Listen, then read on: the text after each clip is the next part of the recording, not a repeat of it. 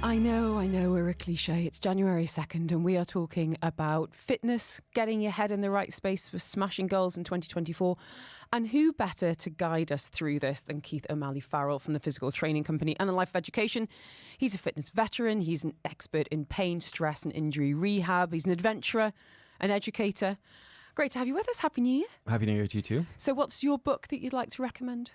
I would say there's a book on values by, I think it's Mark Manson, called The Subtle Art of Not Giving There you go. Thank curse you. word. Yep. And it basically talks about when you're like how you build up a value system, how you create your values, what to think about.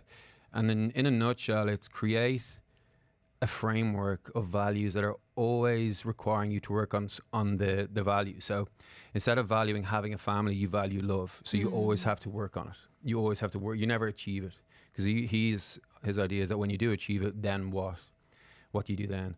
So if you're always working on this value system, it also gives you the license that you don't really have to worry about regrets or getting something wrong, because you can always tell yourself, I acted in line with my values.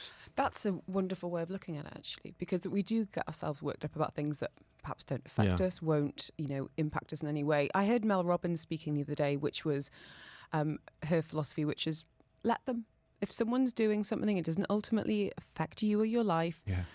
I think the example she gave was her son's prom night, and they hadn't booked a restaurant and they hadn't sorted out how they were going to get back, and she wanted to wade in and kind of save them from the situation. And her daughter went, let them get on with it. It doesn't affect you. And, I had said this to my husband the other day. I think there was something in traffic, and he was like, look at that moron. And I'm like, it's not affect. Just let them crack on. There are other ways of spending our time and energy. All right, I haven't read it, but I will. I'll get on it.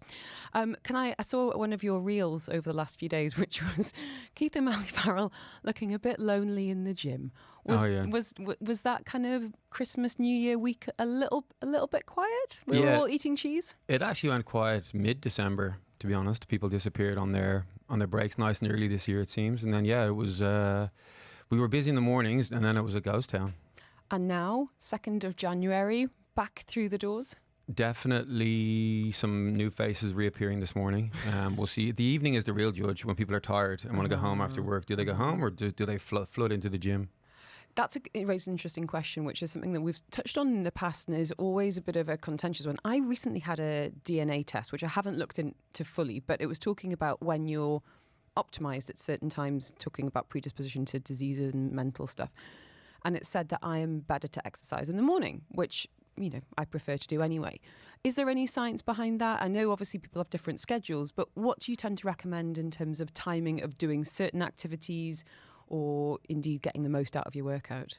From what I've read, there's definitely two types of people. There's the morning people and the evening people optimally with their circadian rhythms and their hormone releasing and kind of when are they strongest. So when are they nearly most active? Is it morning, midday or in the evenings? It's very hard to find out that. Like you'd have to do a genetic test like you did, because some people they just don't deal with fatigue. They just they're just tired. They just want to go home at the end of the day. So they know they need to get out of bed in the morning. And they come to the gym in the morning because they have control of the morning. They don't have control of the 3 p.m. onwards. And then as time goes on, they get stuck in work. They have to go home to the kids, so they can't stay in the evening time. But they can get out and they can put an hour or two aside in the morning before work or at weekends. So it's more of a behavioural thing that I'm aware of. I don't really know about genetically or... It's also finding what works for you. If that's the thing, if you're taking obstacles out of your way, then...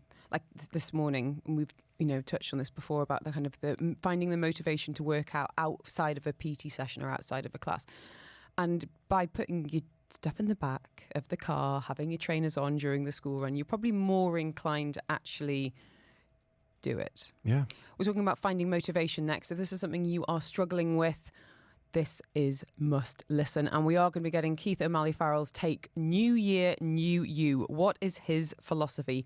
And how can you smash those goals in 2024? More of Afternoons with Helen Farmer is coming up next. On the UAE's number one. Joining us From the physical training company and lifeofeducation.com, Keith O'Malley Farrell. He is an injury rehab specialist. He can help with strain, yes, and pain and stress. He's an adventurer and educator, fitness veteran of the UAE for over a decade. And I'm curious, new year, new you. Keith, what's your philosophy on this? Is it something that you lean into, or do you do a bit of an eye roll? No, I don't do an eye roll at all. I don't know if I lean into the new year, new you thing, but I definitely believe in like the new year is the perfect time to just have a look at how last year went. What do you need to improve? What did you do well? What didn't you do well? Or, okay, what can I set myself up for this year? So what I've done this loads in the past, is I'll try and do something a month. So I'll try and do 12 things next year. Can you give us some examples of things you've done in the past? So 2020, and I remember this because I set a simple goal of pushing myself out of my comfort zone once a month for the whole year. So I can't remember, January I think was, I can't remember what, but anyway, 2020 came. No, COVID came. Yeah. Massively out of a comfort zone. Year. That was fine. That was that year taken care of in a nutshell. We've done things that we try and get a medal a month. So for the fitness people, like you do a run or you do a competition or you do whatever, but once a month, which gets a bit tricky when you look at the summer. Mm-hmm. You do have to start thinking, okay, I need to do a night run in Maidan or one of these things. Other things like there's another one where you've quit and replace one thing a month. Like what? So you might give up meat for one day a week, or the whole month. That's only 4 days vegetarian. See how you feel. If you like it, great. If you don't, continue as you were. Drink a pint of water every morning, first thing in the morning. Just try that for 1 month. If you like it, continue. I'm smiling because Gwyneth Paltrow said this recently. And I think Cameron Diaz has said it as well, for getting things moving. Apparently it's very efficient. They're obviously the experts. Clearly, in movement. Follow them. Turn off all the notifications on your smartwatch for a month. Everything. Have it quiet. Have it mute. See, that made a massive difference for me. I actually got rid of my watch. I put a Casio on for a month. What am I wearing right now? Yeah, nice. Nice gold Casio. Yeah. Why are you doing that? Because tracking makes me feel bad. Exactly. It was doing my head and being interrupted with everything. So I got rid of it for a January a few years ago. And then when I put my smartwatch back on, I turned everything off. And it's actually quite hard to turn everything off. There's like 3 or 4 parts of the menu you have to go into to kill it all on an Apple Watch. Either don't look at your steps is one for a month, forget about it. Or look at your steps for a month and really pay attention to it and see what you're doing. So do something, but do that for 1 month. And then if it's good, continue for the next month, or just get rid of it and do something else. So what's on your list for 2024? So I was listening to something recently. There's a thing, it's kind of like pushing yourself out of your comfort zone, but it's more do something you don't want to do every month. I'm not talking, like there's loads of things that we don't do in life, like for legal and religious and cultural reasons. Not one of them. But one of those things where like I don't want to do it. Or you've got a secret desire to do something, but you're putting obstacles in your way. Exactly. That and those things where like I need to go to the dentist. I hate the dentist. So just do that. Take action. Yeah, do the thing you don't. Everybody has these things where it's like the little hand flap. Oh, I don't want to do it. Do that. As soon as you have that thought, do that thing. And then you could easily like get the thing fixed in the house or in the apartment. This is what I'm like. The back left tire. Yeah. It's the notifications going off for a week now. So there's one of those things. There's easily 12 of those in a year. That's a short list. Okay. I like that because it feels actionable. I think we need to kind of build our confidence a little bit of like being consistent of I did that one small thing, so maybe I could do something a bit bigger. So have you got any big goals you want to be looking at? No, this is actually the first time in a long time where I have nothing in my goals diary. We went to Nepal to Everest Base Camp, which you didn't come on. No, I didn't. Don't look at me like that. That was the first agreement, but we can talk about that some other time. And when I got back, I had nothing in the diary, and I'm okay with that for now. Like this is the first time in years where I don't have something straight away to look forward to. Well, that's what I wanted to talk to you was about motivation, because we climbed Kilimanjaro together, and the idea of not crying or being sick or whatever it was on the side of a mountain in the dark was pretty motivating for me, to get me in the gym and get training. When I haven't got something to work towards, I think a lot of people are the same. It feels a bit aimless and abstract. However, when you've got something massive that you're working towards, it can feel like you're setting yourself up for failure. And if you don't hit that, then that can feel like a massive knockback. So for people finding a motivation, when people come into the gym all the time, and I'm sure January is probably the biggest time for this, people coming in with their goals, how do you motivate them? What do you think's been effective? So I do believe in the massive goal, but the massive goal doesn't have to be Kilimanjaro. The massive goal could be something massive for that individual, like whatever. Like there's loads of things. But where this comes from me is my stuff is pain and injury rehab. If we're always talking about the ligament that's sore or the back that's sore, it becomes like tedious and boring, and the person we get bogged down in the nitty gritty of it all. But if we're talking about this person wants to go back playing tennis, then it helps firstly steer the program where, yes, we're going to fix your back, but we're going to do way more rotational style exercise because that's tennis, or single leg stuff if you're a runner and you want to run. But having, even if it's just pull-ups, look around the gym, that girl can do 10 pull-ups, I want to do a pull-up. Okay, so at least that helps us steer. So now, as the days are going by, as we get like a new exercise in the program, I can explain to you, this is very specifically, doesn't look like a pull-up, but we're hanging off this bar and you're going to do this other thing because you wanted to do pull-ups. This is the why. Yeah, you got your why. I do believe you need a massive why, but it doesn't have to be like climbing Mount Everest. And also it comes back to that book on the value system, where if it's a philosophy that you always have to work on, it's underlying your actual goal. So it's like, I want to be somebody who can play with my kids. I want to be someone who's got normal blood pressure and cholesterol levels. Yeah, I don't want to be in pain every day. Yeah, so that's continuous, and that's the ongoing struggle that we all face. But you break that down into fun, tangible, small, achievable goals. Like that's kind of that smarter, typical thing. But it's if you have the philosophy underlying it, that's the kind of the reason for getting out of bed in the morning. We've had a message here saying, how do you suggest overcoming mental roadblocks when it comes to fitness? Any advice for staying on track on those lazy days when motivation is low? That's from Kiara. I think you have to really tap into how do you feel on the days where you're not, like after the exercise, when you're not motivated, or when you start to really force yourself, because loads of people will not want to do the exercise, but they just go and do it, or you just set yourself up, I'm going to do 10 minutes. Like for me in the gym, we're in the gym all morning, super early, and I just want to leave and go get food. But if I say, I'm going to do 10 minutes, let me see how I feel in 10 minutes. And 10 minutes into it, I'm like, well, I've done 10 minutes now. I'm sweaty, I'm going, I might as well keep going. And then I stick to my plan. So I try and reduce all the thinking. I have a program, I have a plan. I just need to like plug in to what is happening next. But then on the days you're on the couch and you're like, ugh, I would be thinking, okay, well, the last time I went for a run, I felt so good after. Not only because I did the run, but because I really didn't want to do the run. So I kind of doubled down on my self-reward. So being really present and really tuned into how you feel when you do have a strong discipline there, or when you do like tick all your boxes, that's so... Can I ask you about discipline versus motivation? Are those different? Yeah, I think discipline is just doing the things. Like most people brush their teeth before they go to bed. You're not motivated to do that. It's the last thing you want to do when you just get up off the couch. You just want to go straight into bed. But you'll go to the bathroom and kind of wake yourself up, brush your teeth. Like you said, set up your kit for the next day, the next gym session, or the next walking on the yoga class, whatever you're doing. That's the discipline. Loads of us have that in our day to day, even though we consider ourselves as, I'm not that disciplined, or like you really are. You get to work on time. That's discipline. You leave at the right time to judge the traffic. You get the kids to school on time. You've got all those disciplines in place. Though you're not motivated to do them. Motivation is like that extra bonus. Okay, I now feel good. I'm going to do it today. Yay, let's do it. But discipline is there. You just have to channel it towards, well, this is going to be uncomfortable. Or do you know what I find really annoying about exercise? Because you do feel better afterwards. Oh, yeah. Well, do you know what I mean? It's kind of frustrating. You're like, I am glad I did that workout. The doctors and the fitness professionals are right. But what can find really challenging is getting there in the first place. Putting the trainers on, doing the run, doing whatever it is. And I think for a lot of people, it's that first step that can feel overwhelming. Yeah, there's a couple of ways. Like some people enjoy the struggle. They enjoy overcoming that feeling where, I felt lazy on the couch and I did it. Okay, good. I feel real good about that because I didn't want to be a lazy person. And then other people just go, I hate it, but I know I'm meeting 4 people on the beach for a beach walk and I don't want to let them down. And actually, I really like that coffee shop that we go to at the end, so I'm going to go and do that. So, like, I don't think anybody enjoys it in that, like, type 1. This is the best, most fun ever because your heart rate is up in the air.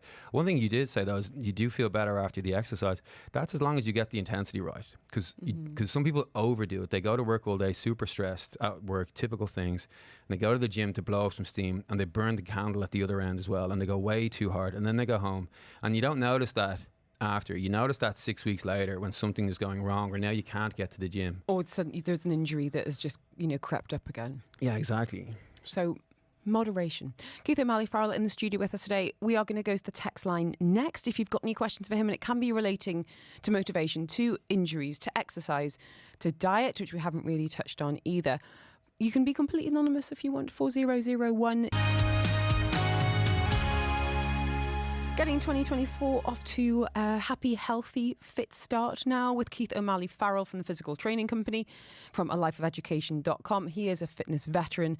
He is a pain, stress and injury rehab specialist, an adventurer and educator, and is on hand to answer your questions. Now, you can be anonymous if you want, or you can pick up the phone, give us a call like Kieran has. Kieran, you're having some problems with your knee. I have been, yeah.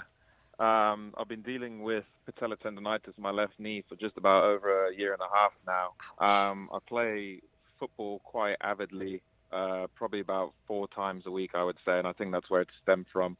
I've sought a range of different treatments from shockwave therapy to dry needling to all sorts, and I am in the middle of the season at the minute, so I was just kind of wondering if there's any advice to managing and playing at the same time, or when I do have downtime, what is the best course of action to sort of help with this injury? Well, you're speaking to the best man. Keith has got my knees feeling a lot better, and you've worked with a lot of sports people, professional, amateur, in your time, Keith. It sounds like Kieran's playing a lot of football at, probably sounds like quite a high level, Kieran. What comes to mind in terms of getting assessment and then moving forward during the season? Just a quick question. What kind of pain are you in after your football? Does it stop you playing, or does it just linger? So there's sort of 2 phases to it, I would say. It's quite slow to get going at the beginning of either training or a game, so it takes quite a while to get warmed up. And then as I start to get into it, I don't notice the pain as much. But then once I finish and the morning after, there is quite a bad, lingering, achy pain in the knee. So you've tried all those shockwave style treatments. You've been to a physio. You've had that assessed? Yes, I have. I've had MRI done, been seen a knee doctor, a couple of physios, so I've had the work. Kieran, Keith's making a face. Well, this is the kind of person I get a lot of. Okay. People who've been around the block on the medical side. And have you tried a strength training, 6-12 months of strength training through your quads, through your hamstrings, through your glutes? I wouldn't say anything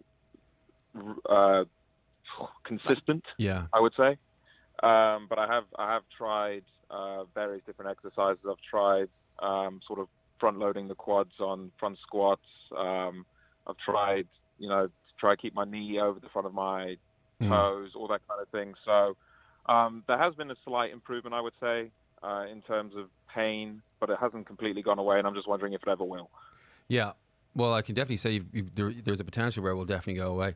What I would also say is you probably have to get stuck into a proper strength training program. The intricacies of the exact exercise that you do wouldn't matter so much at the beginning. You just need to have lay a foundation, have a consistent base of strength. So if you're playing football now, it's probably not the best time to start digging in and getting muscle soreness and trying to figure out a schedule where you can do football and the gym.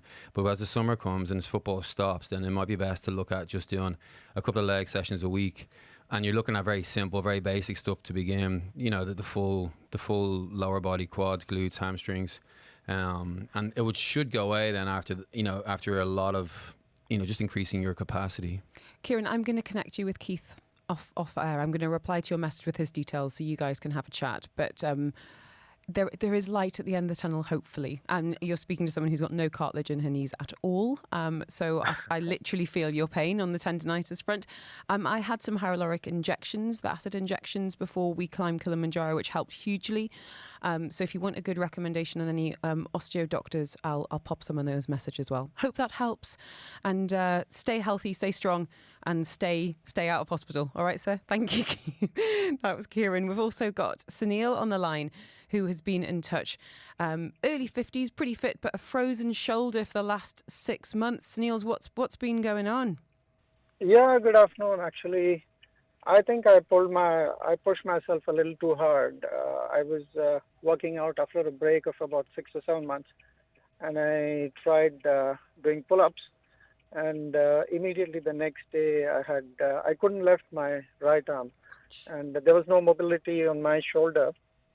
So this has been about 6 to 7 months back, and I'm slowly regaining strength.